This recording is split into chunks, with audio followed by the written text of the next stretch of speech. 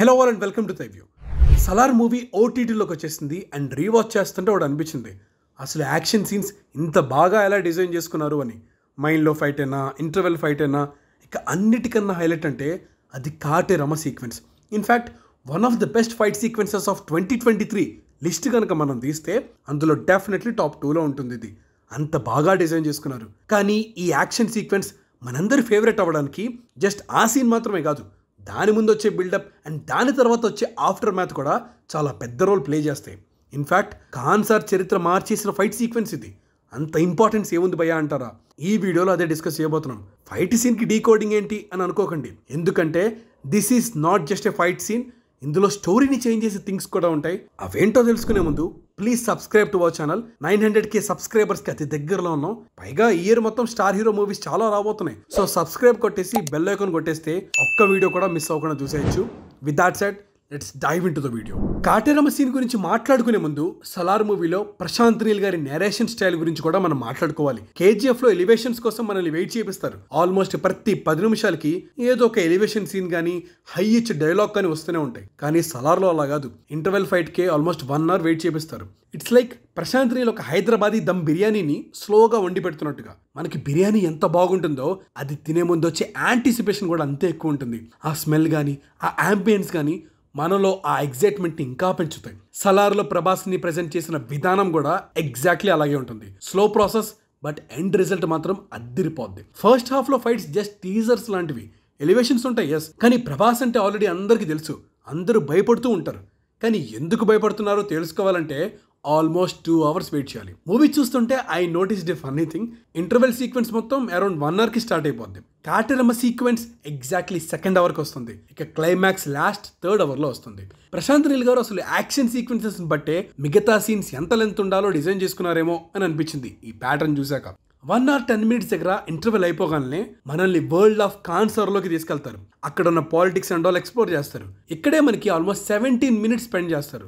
మనం ఏ ఆర్మీని తీసుకొస్తాం అనే డైలాగ్ ఎగ్జాక్ట్లీ 1 hour 27 minutes దగ్గర వస్తుంది. కాటేరమ్మ సీక్వెన్స్కి ఫౌండేషన్ ఇక్కడే పడింది. ఇదేంటి ఆల్మోస్ట్ అరగంట తర్వాత వచ్చే ఫైట్కి ఇక్కడే పునాదేశారా? అది కూడా ఒక డైలాగ్తో. మరి అదే ప్రశాంత్ నీల్ అంటే. దీని తర్వాత దేవాన్ని తీసుకురావడానికి వరద వస్తాడు, కానీ వెంటనే రాడు. మధ్యలో అమ్మ ఒప్పుకుంటుందా లేదా అని ఒక టెన్షన్ ఉంటుంది. సరే అమ్మ ఒప్పుకున్నాకైనా వెంటనే వచ్చేసి ఫైట్ చేస్తాడా? నో, ఇదంతా మనకి జస్ట్ బిర్యానీ చేస్తున్నా అని చెప్పడం మాత్రమే. ఇక్కడే ప్రశాంత్ నీల్ గారి బిర్యానీ ప్రిపరేషన్ స్టార్ట్ అవుతుంది. ఫస్ట్ అలా ఇంగ్రీడియంట్స్ అన్ని రెడీ చేసి పెడతారు. దేవా కాన్సర్లోకి ఎంటర్ అయ్యే ముందు వరద అంటాడు ఒక ఎంట్రీ చేయాలని. నార్మల్గా అయితే వేరే డైరెక్టర్స్ ప్రభాస్ కారులోంచి దిగడం, డైలాగ్ చెప్పేసి లోపలికి వెళ్ళిపోవడం ఇవన్నీ చూపిస్తారేమో. నాట్ ప్రశాంత్ నీల్. వరద ఆ డైలాగ్ వేయగానే విష్ణు ఆ అమ్మాయిని తీసుకెళ్లే సీక్వెన్స్కి కట్ చేస్తారు. అండ్ ఇక్కడ వచ్చేది కూడా నార్మల్ అమ్మాయి కాదు, సురభి అనే అమ్మాయి. ఆల్రెడీ తన ఫ్రెండ్ని కోల్పోతుంది. తను విలన్స్ ఏమో లాక్కెళ్ళిపోతూ ఉంటారు. అప్పుడే కాపాడమని చెప్పి కాటేరమ్మని ప్రార్థిస్తూ ఉంటుంది. ఇక్కడే Prashanth Neel snaked into 1 vital piece of information. ఏ తెగ అంటే బయటోడు రాసుకోమంటాడు వరద. కానీ ఫస్ట్ వాచ్లో మనం నోటీస్ చేయం ఇది. అప్పటికి మనకి తెలియదు కదా దేవా శౌర్యాంగ తెగ అని చెప్పేసి. ఇక్కడే ప్రభాస్ టెల్స్ ద డైలాగ్. పెద్ద పెద్ద గోడలు కట్టేది భయపడి, బయటికి ఎవడు పోతాడని కాదు, లోపలికి ఎవడొస్తాడు అని.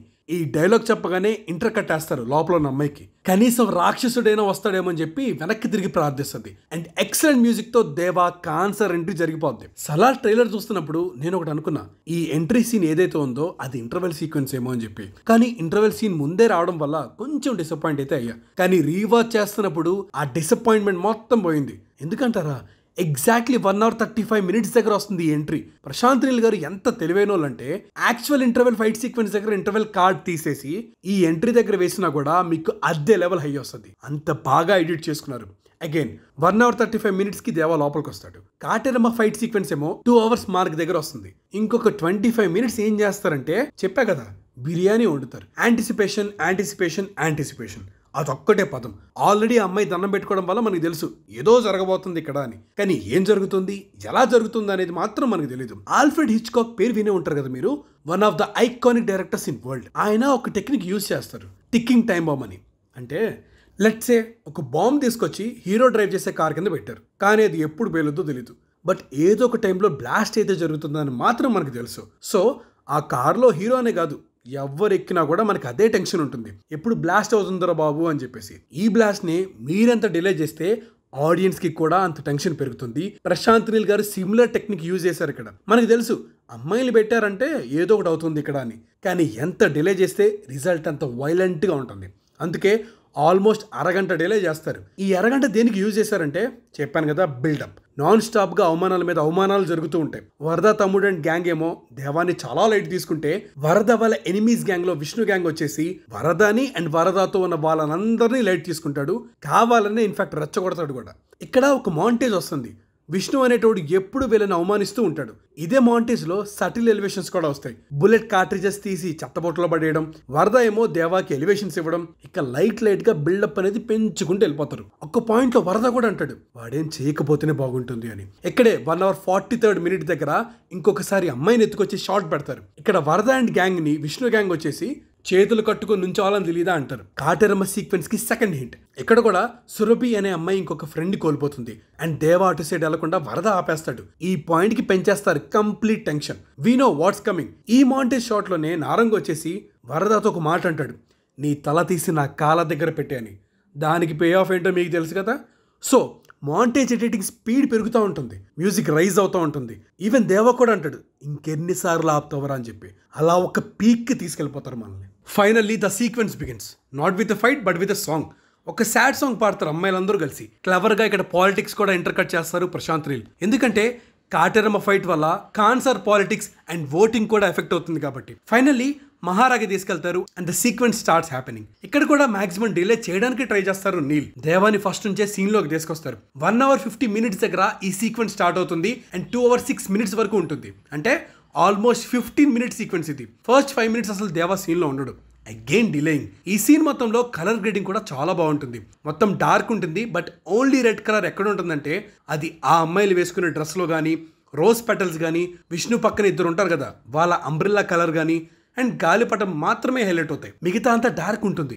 ఎందుకంటారా, తర్వాత వచ్చే రక్తం కూడా రెడ్గా హైలైట్ అవ్వాలి కదా, మరి ముందు నుండే ప్రిపేర్ చేసి పెడతారు మనల్ని. ఇక్కడ కూడా ఫైట్ వెంటనే స్టార్ట్ అవ్వదు. దేవా రాగానే తనకు ముందు షాడో వస్తుంది. చేతులు కట్టుకోండి అనగానే దేవా అలానే నుంచుంటాడు. అగైన్ మళ్ళీ టీస్ చేస్తూ అలా ఉంచేస్తారు కాసేపు. బట్ ఫైనల్లీ చేతులు కట్టుకుంటాడు. అది కూడా షాడోలోనే చూస్తాం. ఇక్కడ ఆ పెళ్ళని 2 మినిట్స్లో తయారు చేస్తామంటారు. Again Prashanth Neel editing mastery కనిపిస్తుంది ఇక్కడ. చిన్నప్పుడు దేవా తలుపుకి మేకులు కొట్టే షాట్ చూపిస్తారు ఇక్కడ. ఇన్ఫాక్ట్ వరద రాకపోయి ఉంటే దేవా వాళ్ళ మదర్ సిచ్యువేషన్ కూడా ఇలానే ఉండేది. అందుకే మళ్ళీ అలాంటి సిచ్యువేషన్ చూడగానే దేవా ట్రిగర్ అవుతాడు. ఈసారి ఎందుకు ట్రిగర్ అవుతాడు అని తెలుసుకోవడానికి కోసమే ఈ షాట్ పెట్టారు. ఇక కాటేరమ్మ అనగానే చేతులు డౌన్ చేసుకుంటాడు దేవా. అసలు ప్రభాస్ షాడోకి కూడా ఒక స్క్రీన్ ప్రెసెన్స్ ఉంటుంది అని ప్రూవ్ చేశారు ఇందులో. అసలు ఏమన్నా షార్ట్ అండి అది.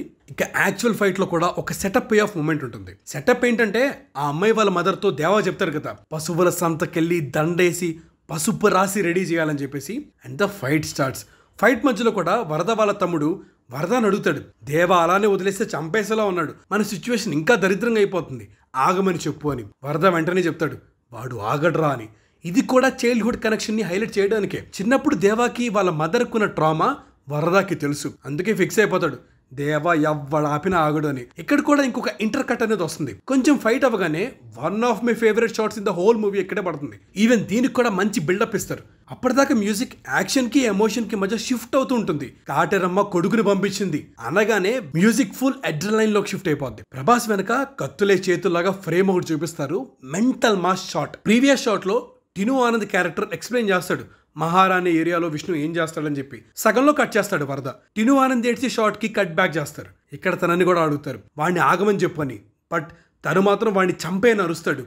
ఒక రకంగా ఇంకా రెచ్చగొడతాడు దేవాన్ని. ఇక్కడ నుంచి మ్యూజిక్ కూడా హార్డ్ టర్న్ తీసుకుంటుంది. మాస్ హిస్టీరియా అంటారు కదా, సేమ్ ఫీలింగ్ రీక్రియేట్ చేస్తారు ప్రశాంత్ నీల్. ఒక చిన్న పాప వచ్చి ఆ డమరకం మోగిస్తుంది. అప్పటి వరకు ఆ డమరకం సౌండ్ వింటేనే భయపడే అమ్మాయిలు ఫస్ట్ టైం భయం మొత్తం వదిలేస్తారు. ఇక అందరూ యాయా బీజం ఉంటుంది కదా, అది స్టార్ట్ చేస్తారు.